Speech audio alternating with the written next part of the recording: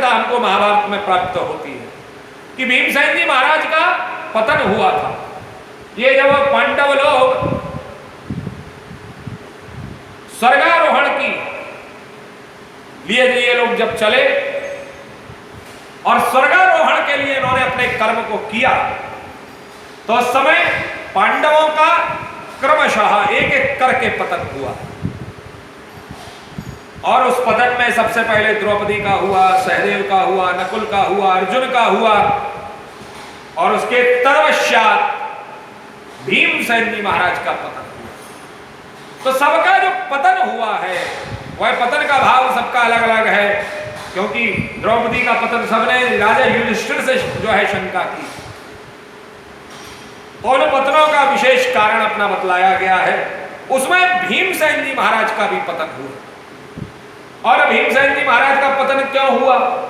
जब सबका पतन हुआ तो सब एक दूसरे के बारे में पूछते हुए चल रहे थे, भाई ये इसका पतन क्यों, द्रौपदी का पतन क्यों हुआ?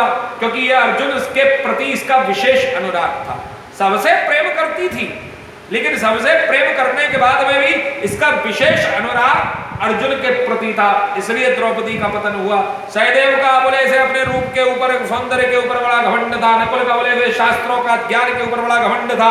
अर्जुन का बोले से अपने गांडीव के ऊपर, बड़े धनुर्विद्या के ऊपर बड़ा घमंड था। तो उसी के क्रम में जब अर्जुन का वो भीमसेन जी महाराज का जब पतन हुआ, तो भीमसेन जी महाराज ने कहा कि भैया इन सब का पतन हो रहा है, मैं मान रहा हूं, लेकिन मैंने तो कभी कुछ अधर्म किया ही नहीं। मैंने जीवन में, मुझे जितना याद है, मैंने कभी कोई अधर्म नहीं किया।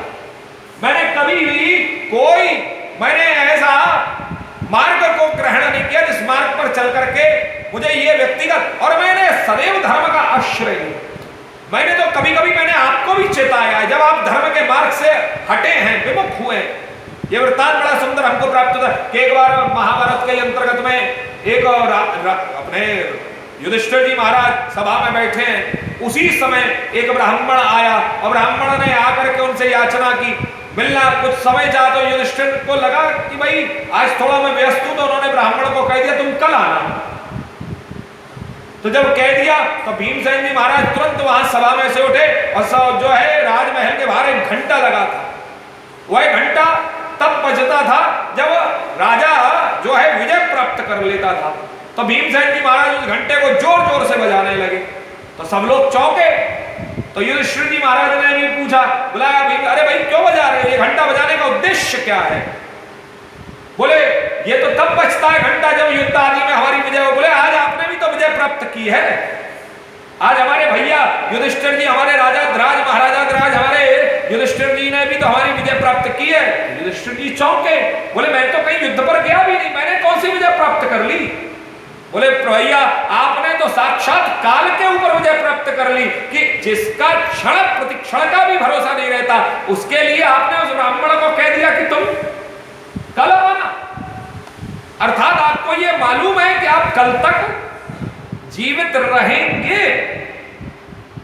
तो बड़ा सुंदर भाव। तो उस भीमसेन ने कहा मैंने तो आपको समय समय पर, मैंने भी आपको चेताने का कार्य किया है, चेतना का मैंने आपको जागृत किया है। तो उस समय भीमसेन से बड़ा सुंदर कहा युधिष्ठिर जी महाराज ने कि भीमसेन तुम्हारा पतन इसलिए हुआ है क्योंकि तू खाता बहुत है। तेरा पतन इसलिए हुआ क्योंकि तू खाता बहुत है, और जो ज्यादा खाता है उसका पतन होना स्वाभाविक है।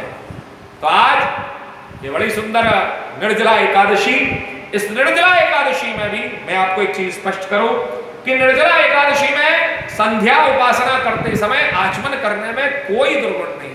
आप आचमन में जितना जल लिया जाता है उतना आप पान कर सकते हैं, लेकिन वह भी 3 बार, वही भी दिन में आप प्रातःकालीन वेला में आप कर लीजिए, क्योंकि 3 बार तो आचमन किया ही जाता है। दोपहर में संध्या की जाती है तो उस समय आप भगवान के प्रति आश्रित होकर 3 बार आचमन कर ले, और संध्या कालीन में तो किया ही जाता है, उस समय आप कर लीजिए। और दूसरे दिन प्रातःकालीन सूर्योदय पर, संध्या में हमारे यहाँ जल को ग्रहण करना नहीं लिखा, यह दूसरे दिन प्रातःकालीन जब सूर्योदय होगा तब आपका वह व्रत परिपूर्ण होगा। तो भीमसेन जी महाराज ने ये आज ही की जो एकादशी है, इसको भीमसेनी एकादशी नहीं बोला जाए। जो इस एकादशी को इस नियम के अनुरूप कर लेता है तो फिर उसको पूरे वर्ष में कोई एकादशी करने की आवश्यकता नहीं रहती है। सबसे कठोर नियम वाली एकादशी है। तो ऐसी इस निर्जला एकादशी पर भैया आप सब लोगों के ऊपर बाबा मनकाम शरणनाथ जी कृपा करें और